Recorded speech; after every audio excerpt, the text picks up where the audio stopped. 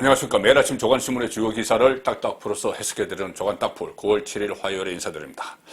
이른바 고발 사주 의혹, 윤석열 전 검찰총장, 윤석열 후보와 관련된 고발 사주 의혹이 엄청난 파문을 날 조짐을 보이고 있습니다.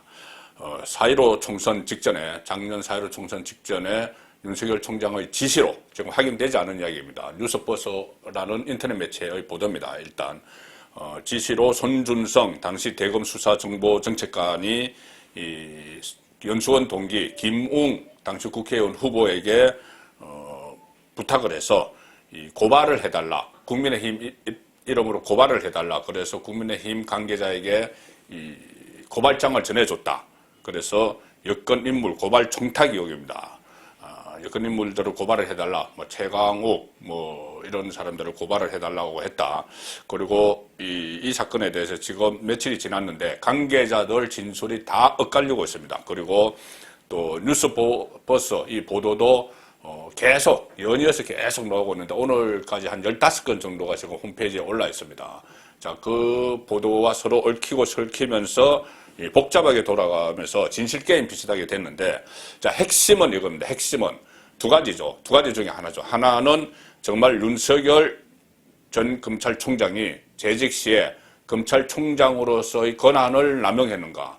특히 이 부인 김건희 씨 문제도 들어가 있기 때문에, 김건희 씨도 명예훼손 피해자로 되어 있기 때문에, 또 핵심 측근인 한동훈 검사장도 피해자로 되어 있기 때문에, 자, 이 사건이 만약에 실제로 일어난 사건이라면은 이 윤석열 후보, 대선 후보 입장에서 치명타를 맞을 수가 있죠.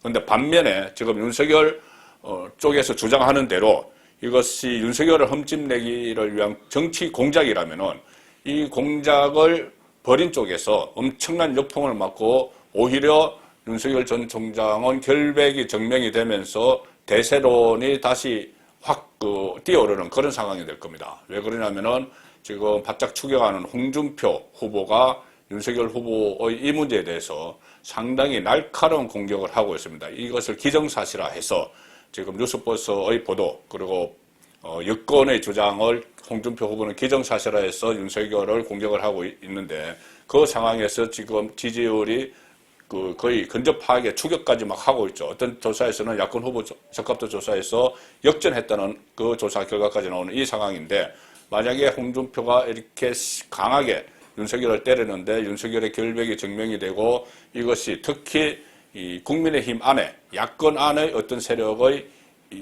공작이었다면은 새로운 국면을 완전히 맞게 됩니다. 그런데 지금 이것이 야권 안의 내부 다툼이라는 그런 정황들이 나오고 있습니다.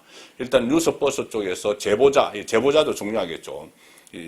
이것이 실제 일어난 정치 공작이었던 아니면은 이 권한 남용이었던, 검찰총장 권한 남용이었던 이 부분이 핵심이지만은 이것을 뉴스버스에 알린 제보자도 또 중요합니다. 왜 그러냐면은 이것이 순수한 공격적 목적인지 아니면 정치 공작인지 그것도 다 드러나게 되죠. 이 진행 상황을 지켜보면. 자, 그 상황에서 지금 이 파문의 키맨으로 등장한 인물이 김웅 의원입니다. 김웅 의원. 지금 선택적으로 언론에 노출이 되면서 본인의 입장을 이야기하고 있는데, 김웅 의원이 이 손준성 검사로부터 문건을 받아서 전달을 했다는 인물입니다. 그런데 말이 오락가락합니다. 처음에 잘 기억이 나지 않는다. 너무 많은 것을 그때 당시에 총선 앞두고 너무 많은 것들을 이렇게 전달을 받아서, 민원 같은 거 전달을 받아서 당에 전달하고 있기 때문에 기억이 나지 않는다고 했다가, 또 어제는 두 건의 문건 중에서, 지금 문건이 두 개입니다. 하나는 4월 3일에 만들었고 하나는 4월 8일에 만든 겁니다. 4월 3일에 만든 것은 피해자가 김건희, 한동훈 이렇게 피해자가 되어 있습니다. 그리고 4월 8일은 이 최강욱 열린민주당 대표가 선거법 위반을 했다는 것. 그래서 이동재 채널A 기자와 이철씨 그 검은 유착 사건 때, 그때 두 사람이 하지 않은 그 내용을 최강욱 씨가 유포를 해서 공직선거법 위반 혐의를 받고 있었죠. 그래서 그 관련해서 두 건인데 가장 중요한 건 오히려 4월 3일 겁니다. 그런데 어쨌든 지금 하나는 두 건의 문건 중 하나는 자기가 만들었다. 그 최강욱 관련은 자기가 만들었다고 이렇게 이야기를 했습니다. 그리고 그것을 내가 만들었지 윤석열은 모른다. 또 이렇게 이야기를 했다가 좀 말이 계속 왔다 갔다 하는데 어젯밤 동아일보 기자하고 어젯밤에 통화를 해서 일종의 폭탄 발언을 하나 했습니다. 뭐냐면은 자, 이번 파문의 성격을 알려면 누가 뉴스버스라는 인터넷 매체에 이것을 제보를 했는지가 중요한데 자, 제보자 관련 주장을 김웅이 했습니다. 이것이 오늘 새벽 1시 가까이 돼서 편집이 됐으니 신문 지면에는 실리지 않고 인터넷판에 동아일보에서 나왔습니다. 자, 김웅 제보자 밝혀지는 순간 어떤 세력인지 알게 된다. 제보자가 누군지 밝혀지면은 그 제보자가 속한 세력이 드러난다. 이 이야기입니다. 어젯밤에 동아일보 기자와 김웅 의원이 통화를 했다는 내용인데 여기 봐도 또 여러 가지 이해 못할 말들이 몇 가지 나옵니다. 6일 밤 동아일보 인터뷰에서 김웅이 이렇게 이야기합니다. 고발장을 내가 썼는지 손준성 검사로부터 전달받았는지 기억나지 않는다. 또 이렇게 이야기합니다. 그러면서도 제보가 들어오는 것은 항상 당에 전달해 왔기 때문에 이혹 조작이 아니라면 이 이혹이 조작이 아니라면은 내가 한 게 맞을 거다. 이렇게 이야기합니다. 기억이 나지 않는다. 다시 그런데 조작이 아니면은 내가 했겠지. 상당히 두리뭉실하게 이야기한다고 할까요? 상당히 뭔가 감추는 듯한 뭔가 진실을 감추는 듯한 그런 그 발언들이 계속 나오고 있습니다. 김웅 의원이. 그리고 의혹을 제기한 인물에 대해서 의혹을 제보한 인물, 뉴스버스 언론 매체에 제보한 인물에 대해서 이렇게 이야기합니다. 제보자가 누군지 안다. 그 당시 내가 소통했던 사람은 한 사람밖에 없기 때문에 제보자가 누군지 안다. 총선 직전에 내가 소통 계속했던 인물은 한 사람이다. 그렇기 때문에 그 사람이 제보를 했을 것이다. 그 사람이 제보를 했을 것이다. 이 이야기입니다. 그리고 그 사람이 밝혀지는 순간 어떤 세력인지 알게 된다. 그 사람이 밝혀지는 순간 어떤 세력인지 알게 된다.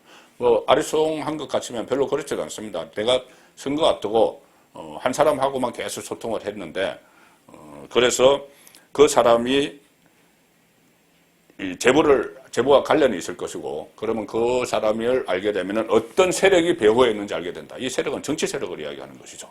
자, 이 부분은 제가 다시 설명을 드리겠습니다. 그리고 이 신문에 계속 보도가 이어지는데 자, 뉴스버스 측은 김웅이 뉴스버스 기자에게 최강욱 의원의 공직선거법 위반 관련 고발장은 내가 초안을 잡았다고 김웅이 얘기했다. 이렇게 보도를 했죠. 그리고 윤석열 총장 부인 김건희 씨 명예훼손 관련 고발장에 대해서는 김웅이 이 뉴스버스에 한 이야기를 하고 뉴스버스가 보도한 겁니다. 김웅이 아마 검찰 측 입장에서 전달된 것 같아 이렇게 말했다. 이렇게 뉴스버스가 보도를 했죠.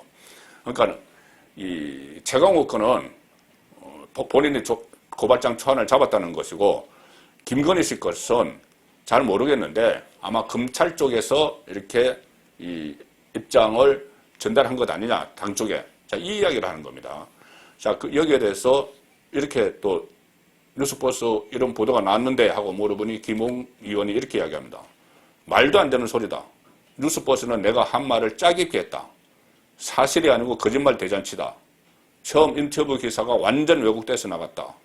고발장을 당에 전달했다고 하는 4월 3일, 8일은 선거를 앞둔 정신없는 시간이다. 선거 막바지 때인데 차를 타고 이동하는 시간에 무조건 잤다. 이렇게 해서 그 바쁜 시간에 내가 어떻게 그것을 전달을 했겠느냐. 그런 이야기인데 아니 그러면 왜 보도가 그렇게 나간 건가 이렇게 또 동아일보 기자가 묻습니다. 그러니 이렇게 이야기합니다.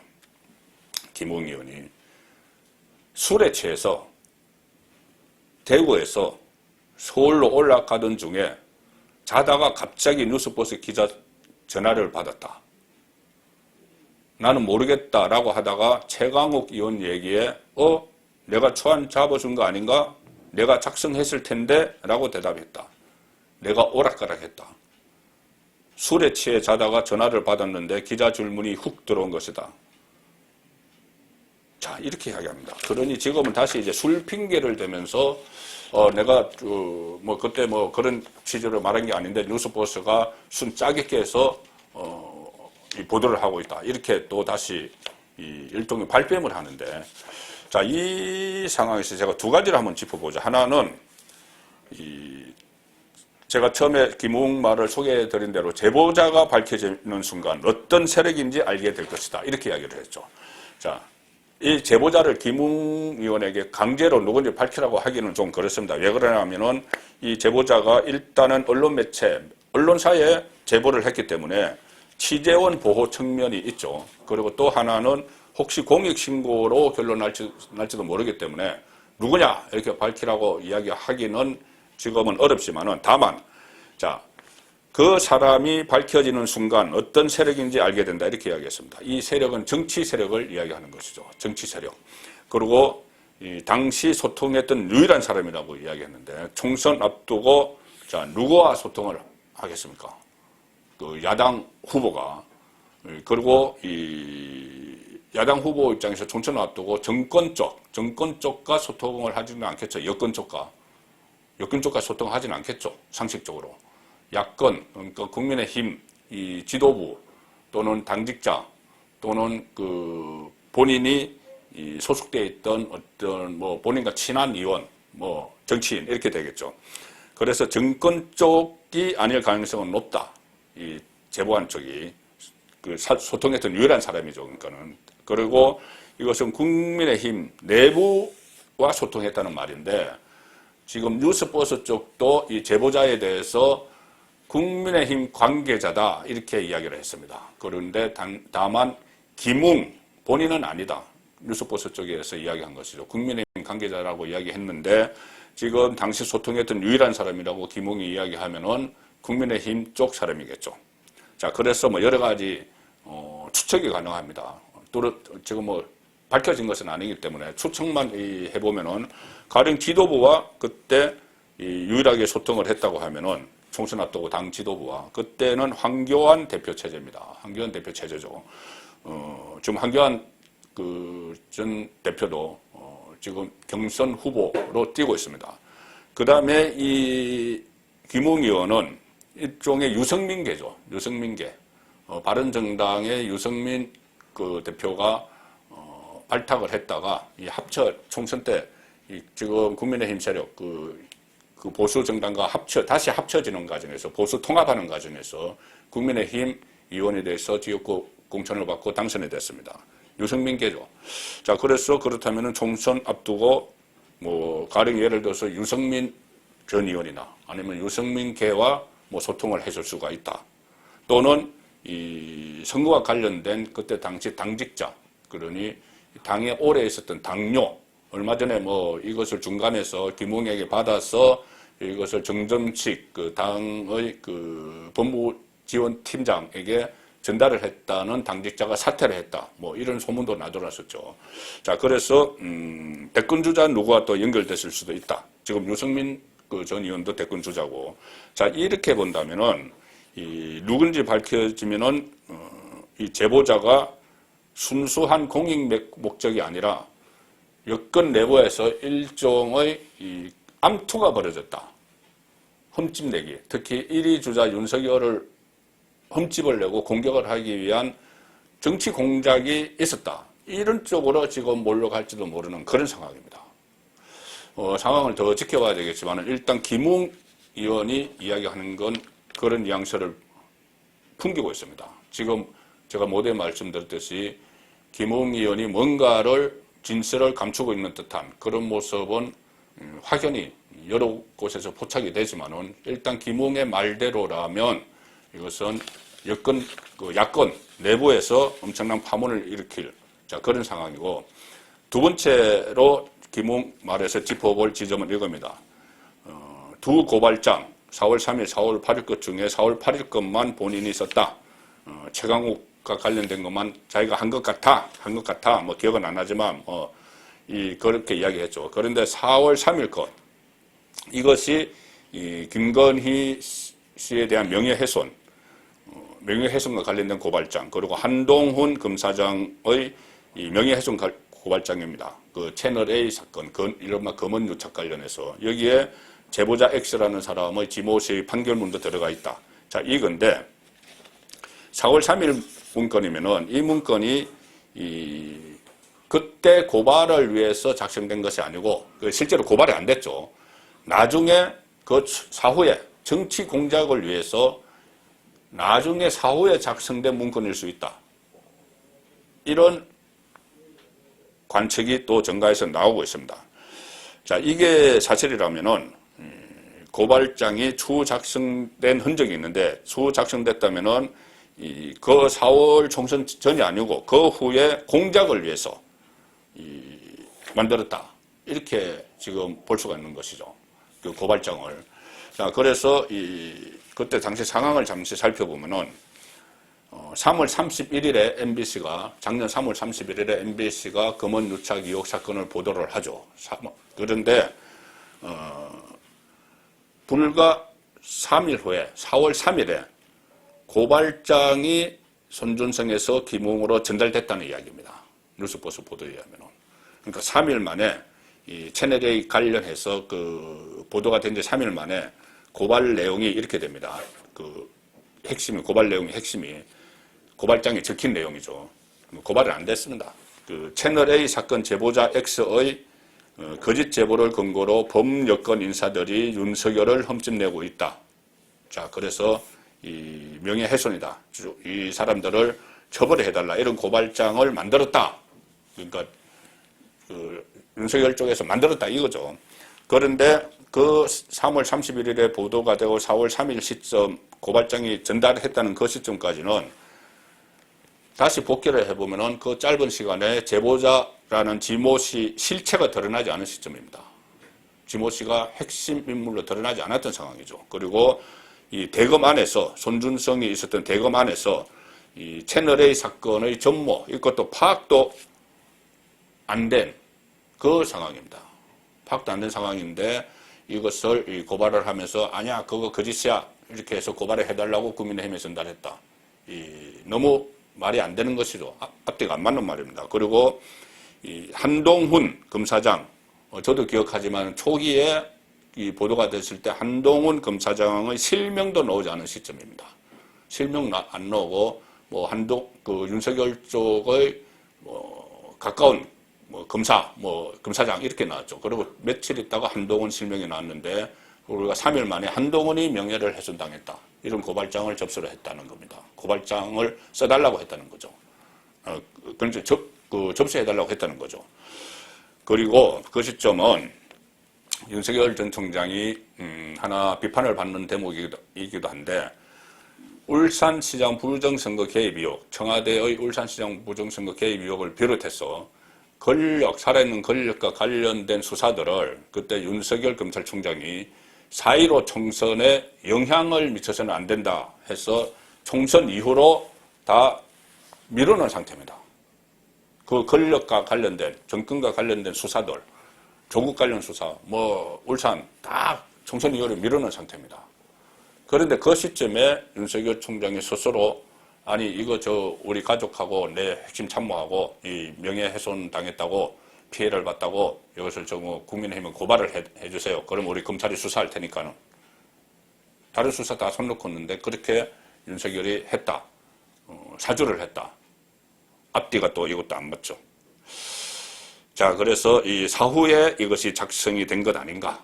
4월 8일 거는 김웅이 본인이 했다고 하니까 4월 3일 것. 이것은 사후에 작성된 의혹이 있다. 물론 이것도 확인된 것은 아니지만 그런 지금 정치 공작을 위해서 작성됐을 가능성이 있다. 자, 이런 이야기들이 나오는 겁니다.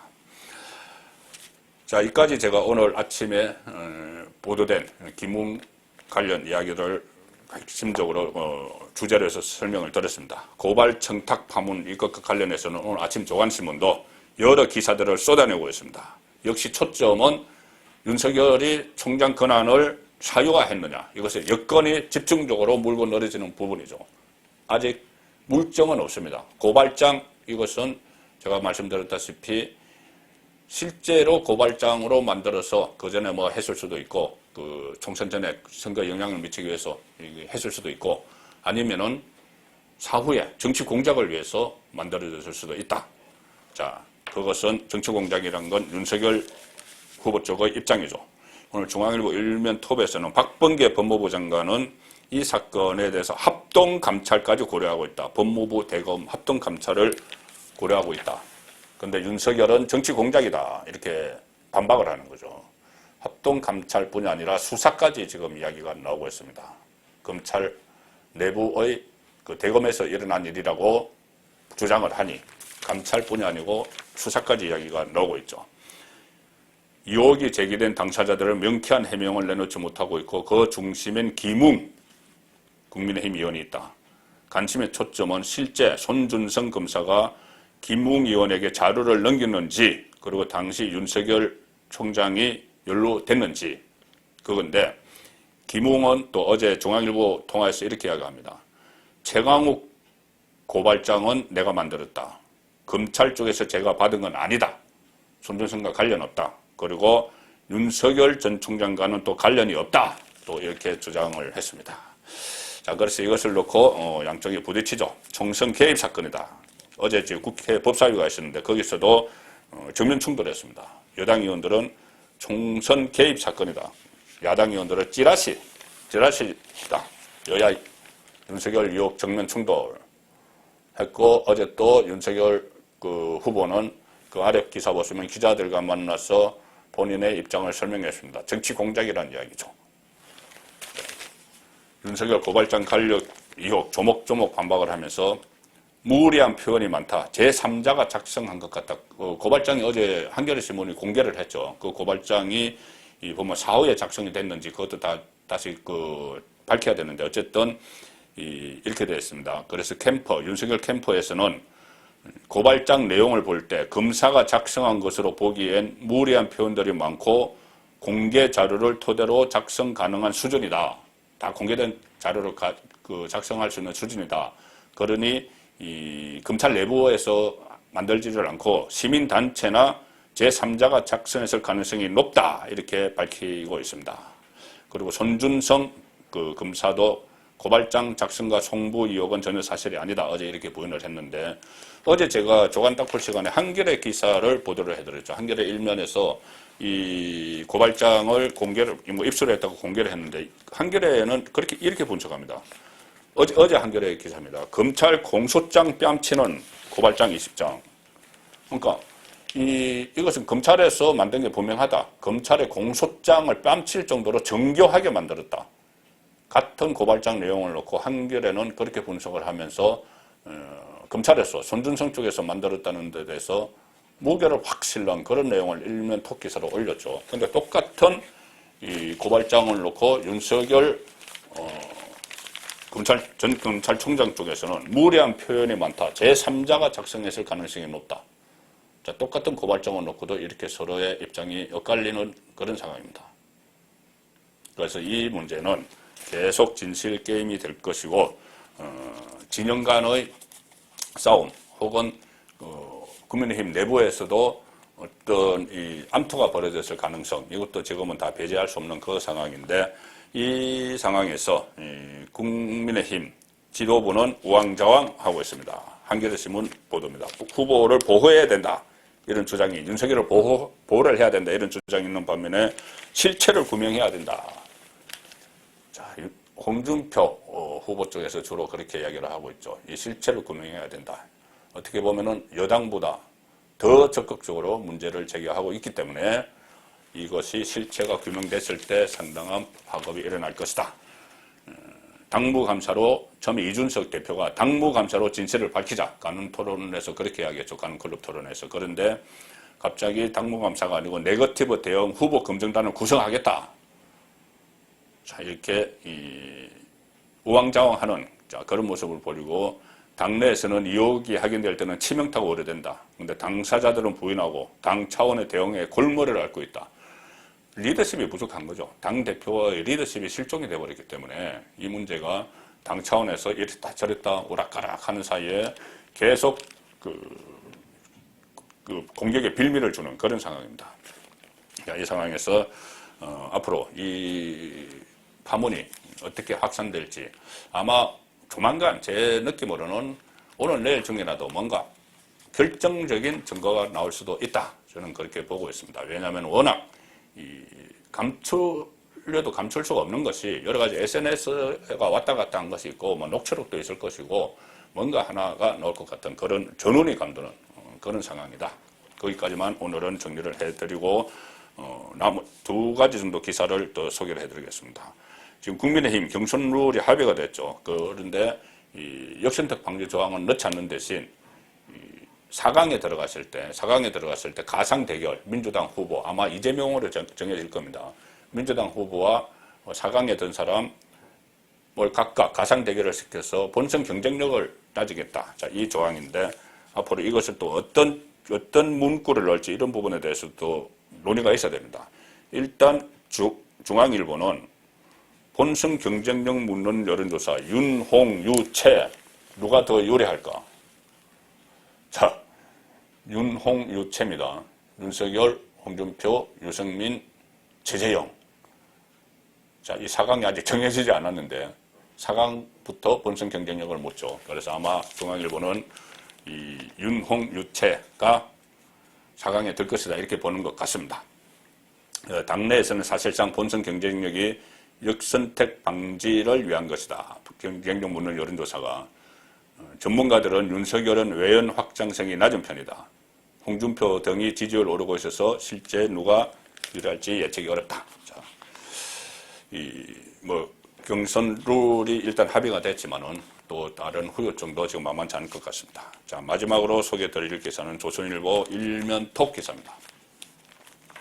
어제 국회에서 예결위 종합정책 질의가 있었죠. 거기서 홍남기 경제부총리가 한 말입니다. 곡간이 비어간다. 상당히 어렵다. 자, 곡간이 비어간다. 상당히 어렵다. 지금 긴급재난지원금 지급이 시작이 됐죠. 자, 이 상황에서 어제 고민정 민주당 의원이 질의를 이렇게 합니다. 곡간에 곡식을 쌓아두는 이유가 뭐냐? 재정 건전성도 중요하지만 필요할 때 쓸 수 있는 것 아니냐? 정부가 더 과감하게 돈을 풀어야 된다는 것이죠. 그러니 경제 전문가인 홍남기 부총리가 의원님은 쌓아두고 있다고 하는데 사실은 비어가고 있다.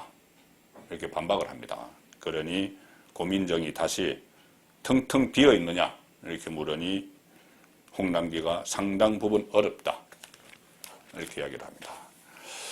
고민정은 청와대 대변인 시절에도 그런 말을 한 적이 있어서 제가 참 혀를 찾는데 곡간의 곡식은 비우라고 있는 것이다. 돈을 다 풀어야 된다. 아마 그때가 4.15 총선 무렵인지 어쨌든 정권 초반인데 포퓰리즘을 대표적으로 이야기를 하는 것이죠. 나라의 곡간은 비우라고 있는 것이다. 물론 필요하면 다 비워야죠. 계속 비워야죠. 그런데 채우기를 해야 됩니다. 채우기를 해야 되는데 이 문재인 정권에서는 채울 생각을 않고 비울 생각만 합니다. 그러면은 텅텅 비운 채 국고를 텅텅 비운 채 다음 정권에 넘겨주고 후 세대에 물려주겠다는 그런 이야기죠. 본인들이 정권을 잡고 있던 5년 동안은 펑펑 쏘고 국간을 완전히 비워둔 채 청와대를 나오면 된다. 그런 무책임한 정권이 할 수 있는 이야기가 아닌가 싶습니다. 조간 딱풀이었습니다.